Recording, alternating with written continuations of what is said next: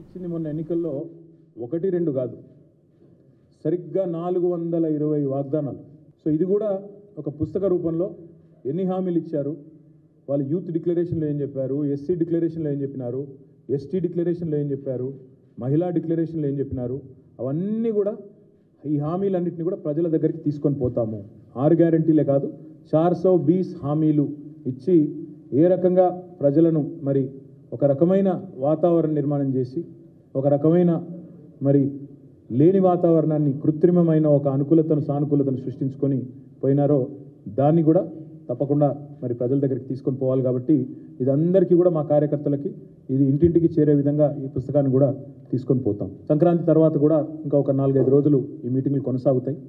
తదనంతరం క్షేత్రస్థాయిలో నియోజకవర్గాల వారీగా కూడా విస్తృత స్థాయి కార్యకర్తల సమావేశాలు కూడా పార్లమెంటు ఎన్నికలకు సంబంధించి సన్నాహక సమావేశాలు కూడా పెట్టుకుంటాం. దాంతోపాటు అక్కడక్కడ కాంగ్రెస్ పార్టీ ఇవాళ కొత్త ఆగడాలకు పాల్పడుతూ ఉంది. తుంగతుర్తిలో మా నాయకుల మీద ఇప్పటికి 2 సార్లు దాడులు జరిగినాయి. జగదీశ్వర్ రెడ్డి గారు మాజీ మంత్రి గారు, అదేవిధంగా అక్కడ మాజీ ఎమ్మెల్యే కిషోర్ గారు సూర్యాపేట హాస్పిటల్ కూడా ఇవాళ పోయినారు.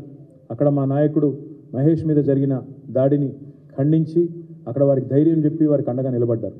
కానీ రాబోయే రోజుల్లో నిర్ణయం తీసుకున్నాం, తప్పకుండా పార్టీ రాష్ట్ర నాయకత్వం కూడా ఎక్కడ ఇట్లాంటి కార్యక్రమం జరిగినా అందరం కూడా అక్కడికి వెళ్తాం.